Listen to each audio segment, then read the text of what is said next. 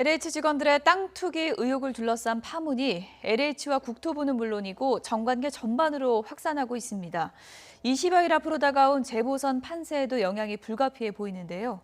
LH 사태 파장과 재보선 전망, 유용화 외대 초빙 교수 그리고 배종찬 인사이트K 연구소장과 살펴보도록 하겠습니다. 두 분 어서 오세요. 네, 안녕하십니까. 예. 변 장관이 결국 사임 의사를 밝혔습니다. 네. 문재인 대통령이 고심 끝에 시한부 유임해라 이렇게 결정했으니까 뭐 표현을 하자면 시한부 장관이 된 건가요 지금? 예.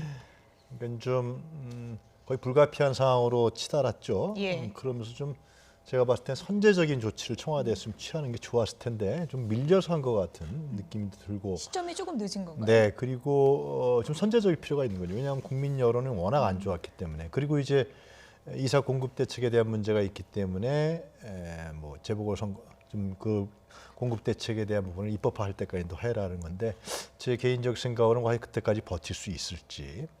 이미 변 장관 같은 경우는 신뢰를 잃어버렸습니다. 국민들한테. 특히 그 자기가 전직이 있었던 LH 기관장 아니었습니까? 근데 예. LH가 했던 행태들이 지금 속속들이 드러나고 있어요. 과연 공공주택을 공급한다고 했던 국가기관이 무엇을 했느냐. 직원들은 개인의 사적 이득을 취했고 또 LH가 했던 부분들이 개발을 해서 그 개발 이익은 또 어디로 갔느냐. 예. 정말 국민들의 주거 환경을 개선하기 위한 노력들을 한 것이냐. 대규모 개발만 한 거 아니냐. 실질적인 개발을 했느냐. 이런 여러 가지 문제들이 지금 나올 수밖에 없는 것이 그래서 이제 총리가 LH를 해체해야 된다 이런 예. 정도까지 얘기가 나온 거 아니겠습니까? 그래서 저는 변 장관이 과연 어느 정도 버틸 수 있을지 이런 정치적인 이유뿐만이 아니라 이런 국민적인 문제 이런 거 결합돼 있지 않냐 생각합니다. 예. 그러니까 사퇴 시점에 대해서는 조금 늦은 감이 있어 보인다라고 이제 진단을 해주셨는데 어떻게 보십니까? 저는 뭐 아주 늦지는 않았다고 아주 봅니다. 늦지는 적절했다. 않았다. 예. 왜냐하면은 변 장관 쪽의 책임론이 부각되는 상황이었기 때문에 예. 더 미뤘다가는 부동산 정책 신뢰 상실. 그리고 문재인 대통령도 임기 후반기 지지율이 정말 중요하거든요. 예. 마지막 개혁 동력을 또 살리기 위해서는 대통령의 지지율이 일정 수준 유지돼야 되고 또 대통령의 지지율은 또 이번 보궐선거뿐만 아니라 차기 대통령 선거에까지 영향을 주거든요. 예. 마지막으로 저는 가장 컸던 것은 더 늦출 수 없었던 그래서 적절한 시기에 그래도 사의 표명을 한 것은 잘한 일이다. 왜냐하면 서울시장 보궐선거에 결정적 영향을 그렇죠. 주는 상황이에요. 이렇게 예. 되면은 박영선 후보로서는 상당히 난감할 수밖에 없는 상황이거든요. 그렇기 때문에 이따가 또 다시 말씀드릴 기회가 있을지 모르겠는데 박영선 후보가 특별검사 제도를 예. 요구했습니다. 이건 사실은 사퇴 요구예요. 그 사퇴 요구에 늦지 않게 사의 표명을 한 것은 또 LH 고위 임원이 극단적 선택을 했지 않습니까? 이 상황에서 더 미룰 수는 없는 거죠. 적절한 시기였다고 보입니다. 예. 그런데 교수님 좀 궁금한 게요. 네. 일단 공급 대책 기초 틀은 다지고 그만둬야 한다라는 건데 그 시점이 좀 애매하잖아요. 지금 또 재보선이 한 달도 안 남은 상황이고요. 언제까지 유임할 수 있는 건가요? 시점을 어떻게 봐야 될까요? 그러니까 제가 말씀드린 게 예. 과연 그 시점이 예. 상당히 변동성과 유동성이 많기 때문에 예. 오래가지는 전 못할 거라고 재보선 보여집니다. 전이라고 보십니까? 전이죠. 그리고 예. 더 땡겨질 수 있다고 보는 거죠. 왜냐하면 아까 말씀드린 바와 같이 변 장관이 지금 국토교통부 장관을 할 수 있는 신뢰가 땅에 떨어졌기 때문에 그리고 뭐 뒤에 뭐 추가되면 말씀드리겠지만 현재 문재인 정부의 부동산 정책에 대한 전면적인 재검토가 저는 이루어진다고 생각이 들고 새로운 플랜이 만들어져야 된다. 과연 공급 대책으로서 변 장관이 한 건 이제 공급 대책을 파격적으로 한 거 아니에요? 예. 정말 쇼크에 가까운. 근데 과연 그거로서 부동산의 문제를 잡을 수 있을 것이냐라는 분이 이 투기 문제로서 다시 또 드러났단 말이죠. 그래서 변 장관을 계속해서 하여튼 뭐 한 달이든 뭐 보름이든 데려가는 것이 과연 문 정권으로 봤을 때 정치적 이득이 있는지 없는지 저는 세밀하게 봐야 된다 그렇게 말씀드릴 수 공급 있습니다. 대책도 생각해야 되고 선거도 생각해야 되고 상당히 셈법이 복잡해진 네. 그런 시점이라고 할 수 있는데 지금 뭐 부동산 투기 의혹이 상당히 불거진 상황에서 문재인 대통령 사저 매입 과정에서 농지관리법을 위반했다 또 이런 얘기가 있지 않습니까? 이 논란에 대해서 문재인 대통령이 이례적으로 상당한 불쾌감을 드러냈습니다. SNS에 올라온 글인데요. 선거 시기라 이해하지만 그 정도 하시지요. 좀스럽고 민망한 일입니다. 이렇게 얘기를 했고요. 대통령 돈으로 땅을 사서 건축하지만 경호시설과 결합되기 때문에 대통령은 살기만 할 뿐 처분할 수도 없는 땅이라고 설명을 했습니다. 그리고 모든 절차는 법대로 진행하고 있다. 이렇게 얘기를 했습니다. 이에 대해서 야당에서는 상당히 좀 비판의 목소리가 많이 나오고 있는 것 같습니다. 이 좀스럽다는 표현도 좀 이렇게 과하다 이런 또 지적도 있고요. 이준석 전 최고위원은 저도 민망하다. 11년 경력의 영농인 대통령님 이렇게 댓글을 직접 달았고요. 유승민 전 의원은 국민의 분노가 들끓는데 대통령이 왜 짜증을 내냐 이렇게 지적을 했습니다. 김재원 전 의원도 국민의 그 정도 하라 이런 표현은 좀 심하지 않냐, 겁난다 이렇게 야권에선 비판이 나왔습니다. 어떻게 보십니까? 정확하게 사실관계를 확인하면 국민에게 한 이야기는 아니죠. 예. 첫 야권에 번째로, 한 얘기일까요? 그렇죠. 국민의힘에 대해서 공세 차단하는 것이고 대통령으로서는 신속 대응을 또 할 수밖에 없는 것이고 대통령의 SNS라는 것이 또 지극히 형식적인 감정만 이성만 표현되는 건 아니거든요. 감성도 표현이 됩니다. 예. 그러니까 좀스럽다는 표현은 지나치지 않느냐. 이 부분을 이제 대통령이 바로 메시지로 전달을 하는 예. 표현일 테고요.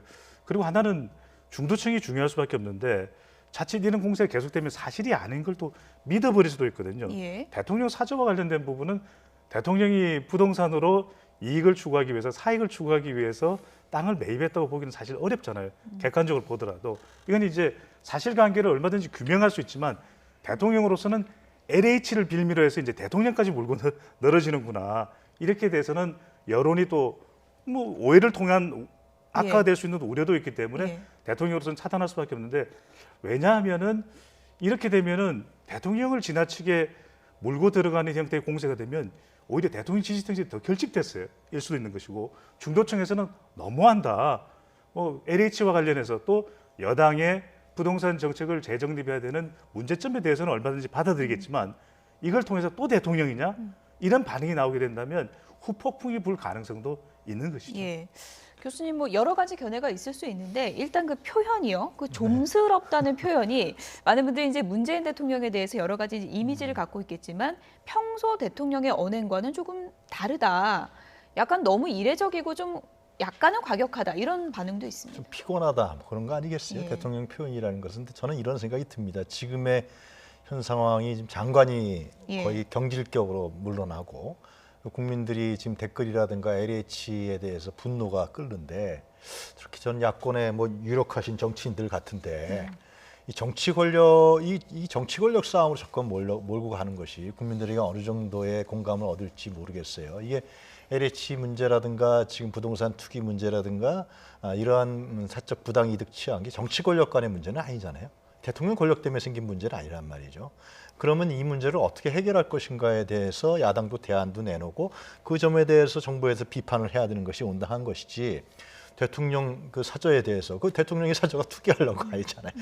대통령이 밝혔잖아요. 이건 처분할 수 없다고. 근데 그걸 물고 들어가서 마치 이 문제를 정치 권력 간의 또 싸움으로 가려고 하는 것은 상당히 구태한 정치라고 좀 볼 수밖에 없고 이 문제를 잘 봐야 되는 건 야당도 국민의 생활 문제, 생활권, 주거권에 관한 문제예요. 주거 환경에 대한 문제고 주거권에 대한 문제고 내 집을 살 수 있느냐 없느냐, 내 집을 마련할 수 있느냐 없느냐. 그런데 이 LH나 이쪽 세력들은 거의 네트워크 돼갖고 그 땅값을 올리고 자기네들이 부당한 사득 이득을 취했다는 거거든요. 근데 대통령 사주하고 이게 무슨 관련이 있습니까? 이런 식으로 자꾸만 정치 권력 간의 뭐 쟁투라든가 모르고 하는 자체가 상당히 좀 구태하다. 그렇게 말씀드리지 않을 수 없을 것 같습니다. 예. 어쨌든 지금 부동산 문제에 대해서 국민 여론이 상당히 민감해진 상황이기 때문에 문재인 대통령의 메시지가 어떤 영향을 미칠지도 상당히 관심사인데 앞서 지적해 주신 것처럼 문 대통령의 메시지가 어떻게 보면 그 메시지 작성의 배경에 지지층 결집이 지금 필요한 시점이다라는 메시지가 숨어 있다고도 볼 수 있을까요? 숨어 있다고 보입니다. 그러니까 이제 좀스럽다는 표현, 민망하다는 표현, 특히 이제 좀스럽다는 표현 때문에 대통령이 이런 표현을 할 일이냐 이렇게 예. 이제 야당에서는 국민의힘에서는 공세할 수 있는데 그만큼 대통령의 감정이 가감없이 드러난 거죠. 아까도 말씀드렸지만 이건 너무 지나친 감정이라고 해서 대통령의 감성이거든요. 이건 아니지 않느냐. 적어도 LH 문제, 앞으로 우리 공기업의 문제, 또 공공기관의 도덕적 해임 문제, 일탈 행위에 관련된 문제는 척결돼야겠지만 글빛하면 기성전 문재인으로 끌고 오는 이런 공세는 아니다라는 점을 좀 더 명확히 했다라는 것은 대통령이 이 부분은 이제 국정 수행과 관련된 부분도 상당 부분 예. 우려를 하는 거죠. 그렇다면 지지층들이 또 20대, 30대, 40대가 부동산 때문에 흔들렸거든요. 아이, 이건 정말 과하다. 이렇게 판단한다면 대통령의 핵심 지지층으로서는 호남, 40대, 화이트 칼라가 재결집할 수도 있는 것이죠. 예. 지금 이제 선거와 어떤 영향이 있을지가 상당히 초미의 관심사기 때문에 제가 또 연관돼서 좀 여쭤보면 LH 투기 의혹이 지금 파문이 커지고 있기 때문에 재보선에서 이 이슈가 표심에 어느 정도 영향을 미칠지도 상당히 관심사입니다. 지금 수치로 좀 확인된 게 있습니까? 네, 서울 시민들을 대상으로 해서 이번 서울시장 보궐이수의 최대 이슈가 뭐가 될지 예. 물어봤습니다. 주거 및 부동산이 39.4%, 약 40%입니다. 여기에 14.3%는 LH 직원들의 투기 의혹이니까 합하면 50이 넘어요.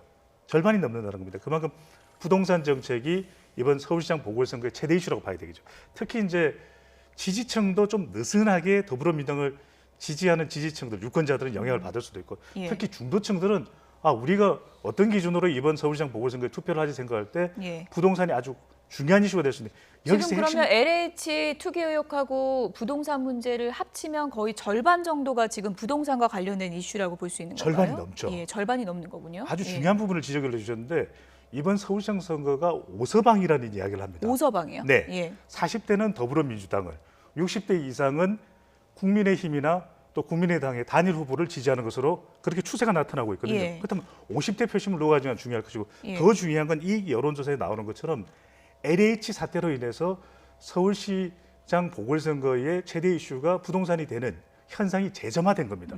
근데 왜 중요하냐? 이번 서울시장 표심에서 가장 치열한 전쟁이 벌어지고 있는 곳이 서쪽, 특히 서남권입니다. 예. 이 서남권이 어디냐면 강동구, 양천구, 구로구, 동작구, 금천구, 또 관악구 이쪽 지역이거든요. 예. 그다음 서남권인데 이 서남권 시 경계를 넘어서면 어디입니까? 광명과 시흥입니다. 아, 그렇군요. 그렇기 때문에 이 지역에 영향을 준다는 점에서 이번 LH 사태가 서울시장의 보궐선거의 이슈로만 놓고 보면 가장 결정적이라고 봐야 되는 예. 것이죠. 태풍인 거군요. 허리케인이죠. 예. 허리케인급의 그 LH 투기 의혹 지금 뭐 정치권으로 몰아치고 있지 않습니까? 이러자 더불어민주당은 선제적으로 국회의원 300명 모두 조사를 해보자 이렇게 제안을 했습니다. 들어보시죠. 김종인 국민의힘 비대위원장께서 소용 의사를 밝혔고 국회의장님도 공감을 표시했습니다. 지체하지 말고 바로 행동에 옮겨야 합니다.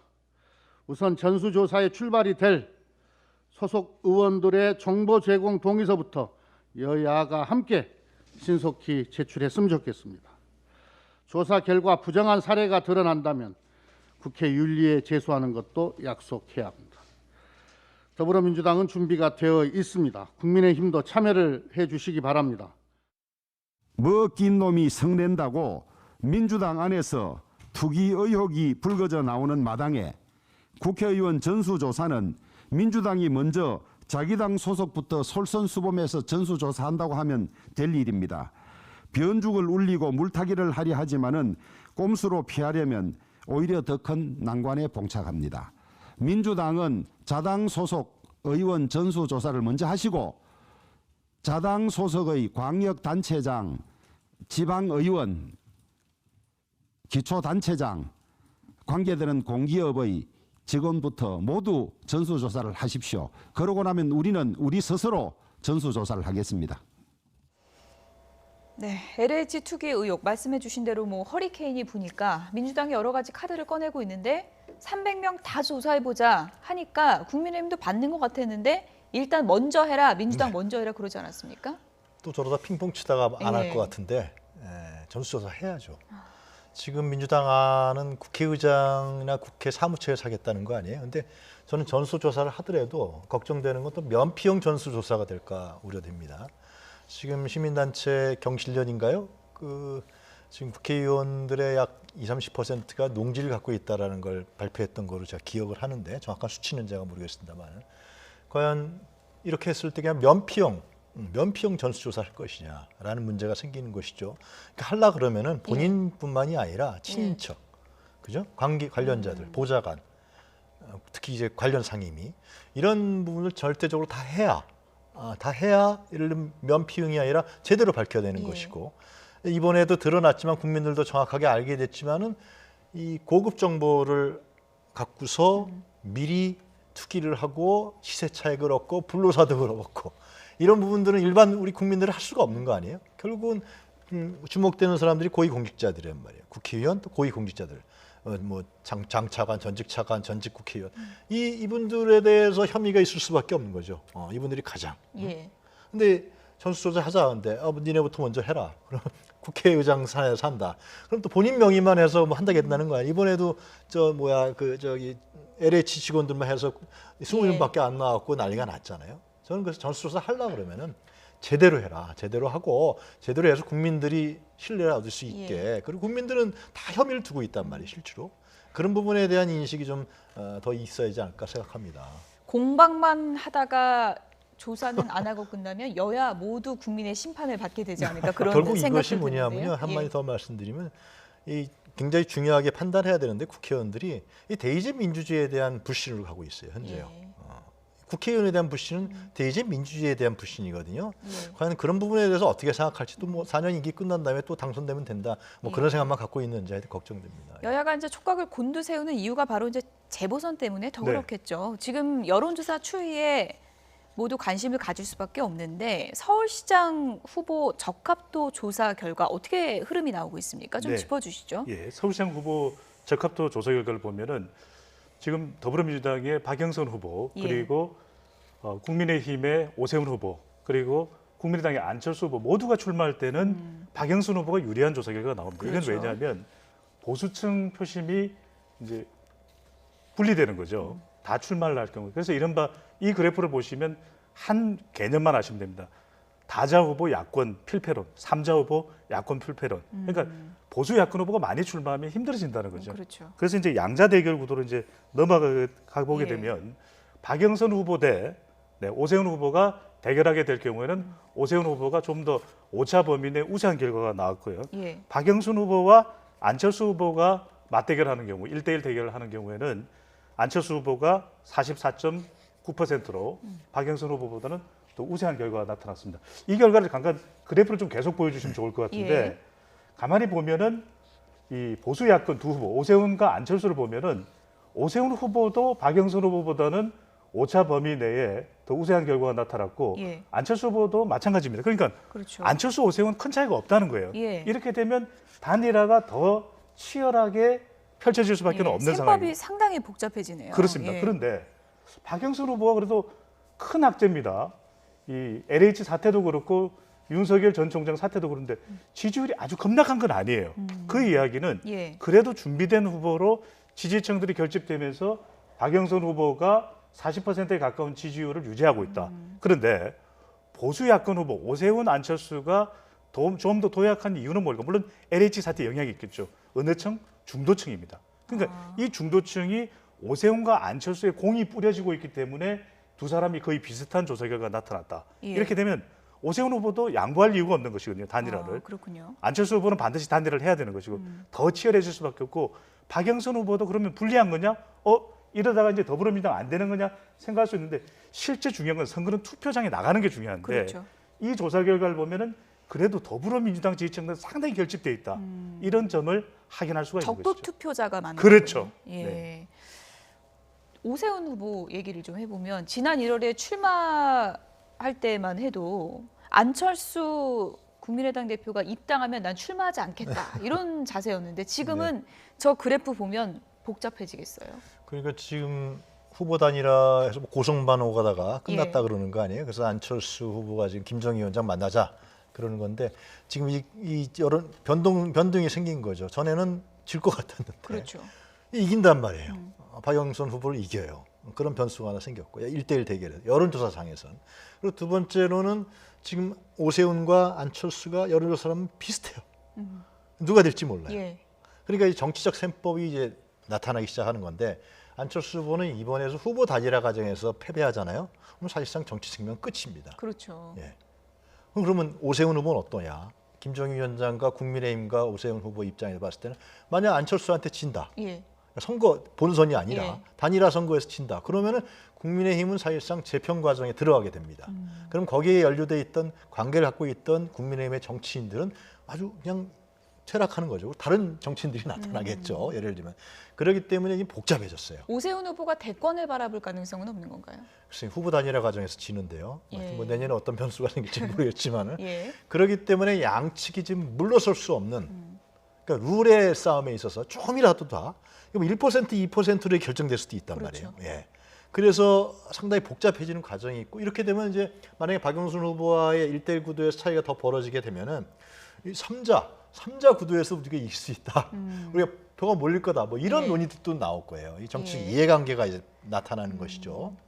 그런 과정은 뭐 87년에 YS하고 DJ에서도 나타났던 예. 과정들인데 그래서 저는 이 문제를 어떻게 봉합해서 나갈 것이냐 규칙을 봐야겠지만 이 지지율이 올라가니까 오세훈과 안철수의 세법은 예. 더욱더 복잡해졌다 이렇게 말씀드릴 예. 수 있을 것 같습니다. 국민의힘 입장에서는 초반에는 누가 되든 야권만 좀 이겼으면 좋겠다 해서 지금 이제 그래프 여론조사 추이 보면 무조건 우리 후보가 이겨야겠다라는 네. 쪽으로 분위기가 바뀐 것 같습니다. 이렇게 되면 안철수 후보가 지금 뭐 김종인 위원장 좀 만나자 이런 제안까지 했는데 전격 입당할 가능성은 있다고 보십니까? 선거 전까지?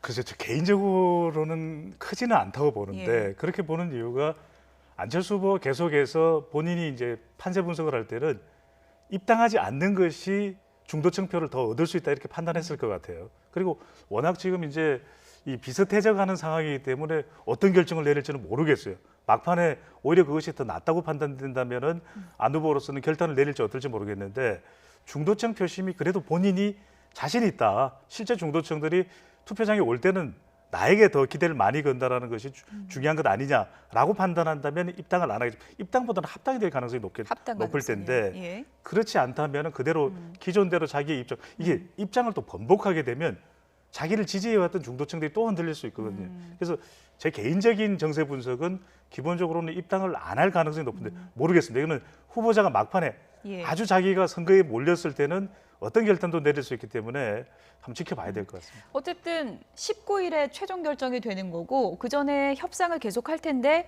지금 마지막까지 중요한 안건 중에 하나가 바로 여론조사 문구를 뭘로 하느냐 이 단어 선택입니다. 함께 보시죠. 오세훈 후보 측은 적합도, 그러니까 누가 적합하다고 보십니까? 이렇게 묻기를 바라는 거고 안철수 후보 측은 누가 경쟁력 있는 후보입니까? 라고 묻기를 바라는 거예요. 이 단어 둘 중에 선택을 하자면 어떤 게 더 맞는 건가요? 어떻게 보십니까? 그러니까 아니 이거는 예를 예. 들면 이렇게 할 수도 있을 것 같아요. 제가 보기에는 뭐 반반하자. 예. 예를 들면은 그때 제 기억에는 노무현 정몽준 후보 할 때 그 반반했을 거예요 아마 예. 이거를. 그래서 두 기간 거를 합쳐서 아마 했던 걸로 기억하는데. 아니면 두 단어를 다 빼면 어떨까요? 새로운 단어. 아니 그러니까 이게 그리고 이제 또 요 외에도 또 지금 이게 쟁점이 되는 게 뭐냐면 그 전에 후보 토론회를 몇 번 할 것이냐. 예. 그죠? 예. 왜냐하면 안철수가 후보 토론회를 안철수 후보가 그렇게 잘한다는 생각이 없기 때문에 또 오세훈 후보는 토론회에서 강점이 있으니까 이게 0.몇 %, 1% 차이로 될 수도 있단 말이죠. 근데 그 안에 스며 있는 의미는 제가 아까 말씀드린 것 같이 양 진영, 양 후보 간의 정치적 이해관계, 정략적 이해관계가 배어 있기 때문에 그 정략적 이해관계를 과연 해결할 수 있을 것이냐라는 문제. 그러니까 이게 중요한 거죠. 그래서 과거에 노무현 후보, 정몽준 후보 단일화 때 보면은 이 노무현 후보가 그 당시에 여론조사에서 안 좋았어요. 근데 하자 그랬어요. 예. 하자 그래서 또 이겨버렸어요. 그런 정치적 결단인데 그러니까 두 후보가 그런 정치적 결단력이 있을 것인지 아니면은 정략적인 이해관계와 셈법에만 충실할 것인지 예. 그럼 참 단일화가 쉽지 않아지는 과정이 될 수 있다 이렇게 말씀드릴 수 있을 것 같습니다. 문구 조정이 어떻게 될지 저희가 최종 질문지를 또 좀 보도록 하겠고요. 끝으로 배종찬 소장님께 중요한 질문 한 가지 드리겠습니다. 박영선 후보 입장에서도 이 단일화 과정을 유심히 보고 있지 않겠습니까? 네. 누구랑 붙어야 내가 이긴다 이렇게 생각을 하고 있을까요? 제가 박영선 후보로 예. 데이터 전문가로서 빙의돼 본다면 예.